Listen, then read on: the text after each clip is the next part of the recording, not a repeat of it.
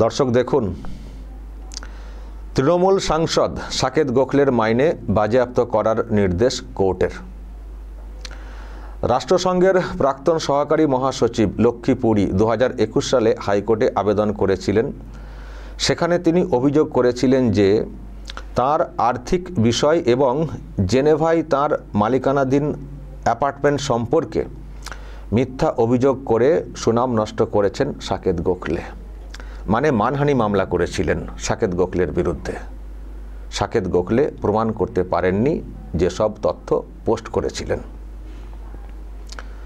তো সেই জন্য ওনার বিরুদ্ধে আগেই একটা অর্ডার হয়েছিল, সেটা হচ্ছে 2024-এর 1 জুলাই সম্ভবত, যে আপনাকে ক্ষমা চাইতে হবে এবং সেই সঙ্গে 50 লক্ষ টাকা জরিমানা দিতে হবে লক্ষ্মী পুরীকে। এটা কিন্তু কোর্ট বলেছিল। কিন্তু সাকেত গোখলের এতটাই স্পর্ধা, উনি সেই অর্ডার মানেননি।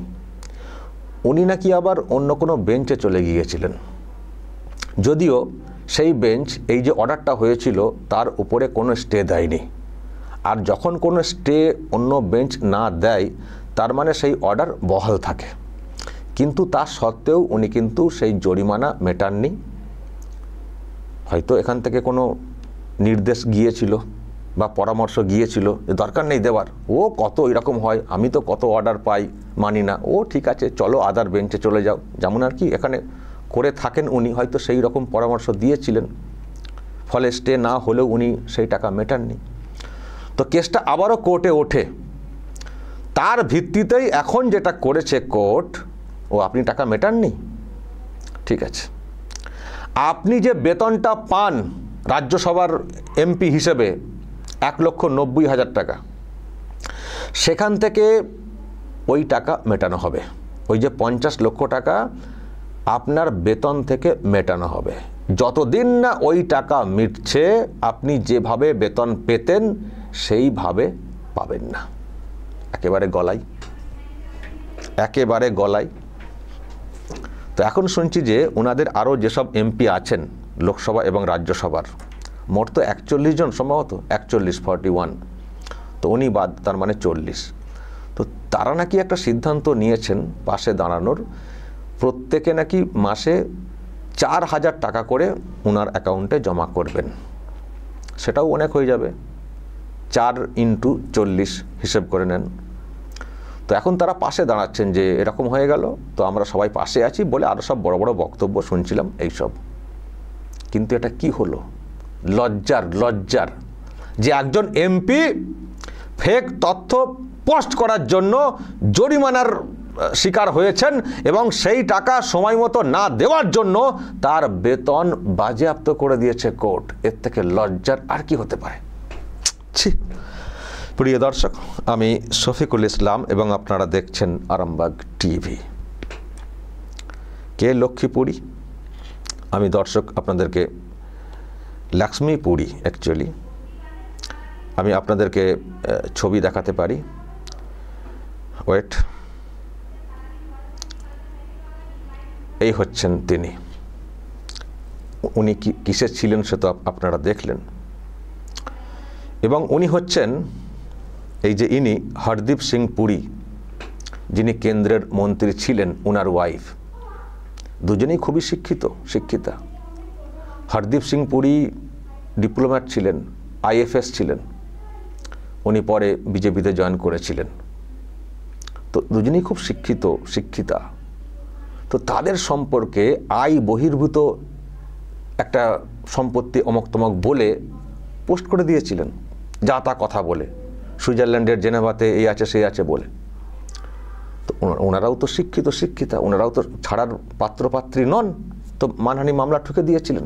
ব্যাস, একেবারে ঘায়েল সাকেত গোখলে। এই লোকটা এইরকমই। এই লোকটা এবারই যে প্রথম, মানে এটাই যে প্রথম তা না। নিশ্চয়ই তো আপনাদের মনে আছে গুজরাটে যে একটা ঘটনা ঘটেছিল, মোরবি ব্রিজ দুর্ঘটনা, সেখানে তো প্রধানমন্ত্রী দেখতে গিয়েছিলেন। তো সেটাকে নিয়েও, সেই দেখতে যাওয়ার খরচ নিয়েও একটা পোস্ট, মানে এমন একটা পোস্ট করেছিলেন সাকেত গোখলে, সেটাকে নিয়েও মামলা হয়েছিল। নিশ্চয়ই তো আপনাদের মনে আছে। এই যে জামিন পেলেন তৃণমূল নেতা সাকেত গোখলে, মোদির বিরুদ্ধে ভুয়ো খবর রটানোর মামলা ছিল। এই যে লোকটা এইরকমই ভুলভাল পোস্ট করেন, ফেক, সব ফেক ফেক ফেক, বারবার ধরা পড়ছেন। আর এবার তো একেবারে গলায়, মাইনে বন্ধ। ভাবতে পারছেন কি লজ্জার ব্যাপার? এক হচ্ছে জরিমানা প্রমাণ করতে পারেননি, তারপর আবার অর্ডার হয়েছে যে বেতন বাজেয়াপ্ত, যান ওই টাকা আগে মেটান, ওখানে টাকা মিটলে তারপর আপনি বেতন পাবেন, তারপর মানে যেভাবে বেতনটা পাচ্ছিলেন সেইভাবে বেতনটা পাবেন। ব্যাস। এখন প্রশ্ন নেত্রীকে, নেত্রী, মাননীয়া নেত্রী, বলুন বলুন, খুব তো বলেন সব ফেক খবর, ফেক খবর, এখানে সব ফেক খবর হচ্ছে, বাইরে থেকে টাকা পয়সা দিয়ে সব ফেক খবর করার জন্য লোক ফিট করা হয়েছে। এই যে এত কথা বলেন, আপনার নেতার কি খবর? আপনার নেতা কি পোস্ট করেন?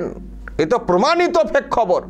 আমাদের কটা প্রমাণ করতে পেরেছেন যে আমরা ফেক খবর করি? কটা প্রমাণ করতে পেরেছেন? এ তো প্রমাণিত আপনার নেতা, আপনার এমপি রাজ্যসভার ফেক খবর পোস্ট করেন, ফেক তথ্য পোস্ট করেন, মানুষের সম্মান নষ্ট করেন। এ তো হাইকোর্টে প্রমাণিত। এ তো দোষী সাব্যস্ত হয়ে মানে শাস্তি, জরিমানা। কি বলবেন? শুধু অন্যদের দোষ? যদি আপনার তথ্য অনুযায়ী যদি মানহানি মামলা করতেন লোকজন, সেটা যে কতটা মানে কত হতো সংখ্যাতে, এবং তার জরিমানার অঙ্কটা যে কত মানে অঙ্কটা যে কত হতে পারত, তা তো সীমাহীন, মানে সেটা বলা যাবে না। আপনি যেসব তথ্য দেন, যেসব ভুলভাল কথা বলেন, মন্তব্য করেন, সবাই তো সব ক্ষেত্রে অত মামলা টামলা করেন না। এনারা তো খুব গুণী মানুষ, কেন ছাড়বেন? ওনাদের নামে এরকম ভুলভাল কথা, আয় বহির্ভূত সম্পত্তি, অমুক তমক পোস্ট করে দিয়েছেন। ওনারা এতদিনের মানে শিক্ষিত, বুঝতেই পারছেন তো, IFS র্যাঙ্কের লোক, তারা কেন সহ্য করবেন? কেন সহ্য করবেন এইসব? দিয়েছেন মামলা ঠুকে, দিয়েছেন মামলা ঠুকে, যেখানে সেখানে হাত দেওয়া না তো, যে একটা ইউটিউবারকে বলে দিলাম সেই বলে দেবে, এরকম তো না। কাউকে একটা দেখে দিলাম, ভুলভাল বলে দিলাম, এটা তো না। দিয়েছেন ঠুকে, ভালো করে ঠুকে দিয়েছেন, ব্যাস, গলায় একেবারে গলায় পা। লজ্জা থাকলে আর মানে এই সব করবেন? আর এই যে সাকেত গোখলে, এর মানে আচরণ দেখবেন, আচরণ নিশ্চয় আপনাদের মনে আছে। লাস্ট আমি একদিন বক্তব্য শুনছিলাম রাজ্যসভাতে, মানে কেন্দ্রীয় হোম মিনিস্টারকে উদ্দেশ্য করে এমনভাবে কথা বলছিলেন না।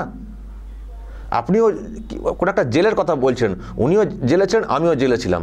আরে উনি কি ক্ষেত্রে জেলে ছিলেন, আপনি কি ক্ষেত্রে জেলে ছিলেন?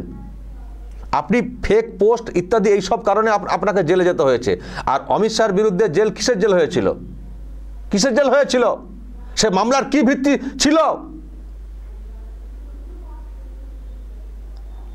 একটা অশান্তি, কোনো কিছু কারণ দেখিয়ে তাকে জেলবন্দি করা, আর মিথ্যা ফেক খবর পোস্ট করতে গিয়ে জেলবন্দি করা, দুটো এক হয়ে গেল।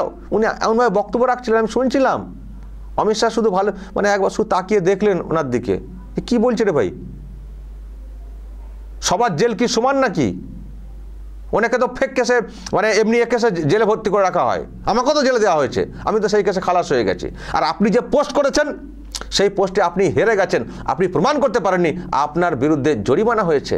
তাহলে সব কেস, সব জেল এক হয়ে গেল। এই যে আপনি যেতে জামিন পেয়েছেন মোদির বিরুদ্ধে যে ব্যাপারটা, ওটাও দেখবো কি হয় শেষ পর্যন্ত, ওটাও দেখব। জামিন পেয়েছেন তো ওটাও দেখব। ফলে দর্শক, এই হচ্ছে তৃণমূল কংগ্রেসের ব্যাপার। নিজেরা ফেক তথ্য পোস্ট করে, ফেক খবর লোককে দেয়। সোশ্যাল মিডিয়াতে দেখবেন কত ফেক তথ্য ওরা পোস্ট করে, আর ওরা অন্যদেরকে দোষ দেয়, আমাদের মতো লোকেদেরকে দোষ দেয়, যাদের বিরুদ্ধে ফেক প্রমাণ করতে পারে না। তো এই হচ্ছে দর্শক ব্যাপার। এই খবরটা গতকালকেই সামনে এসেছিল, কিন্তু এখন তো পেহেলগাঁও কেস নিয়ে আমরা এতটাই ওইদিকে ফোকাসড হয়ে রয়েছি, সব খবর তো আপনাদেরকে দেখাতে পারছি না। কিন্তু আমার মনে হয়েছে যে এই খবরটা দেখানো খুব জরুরি।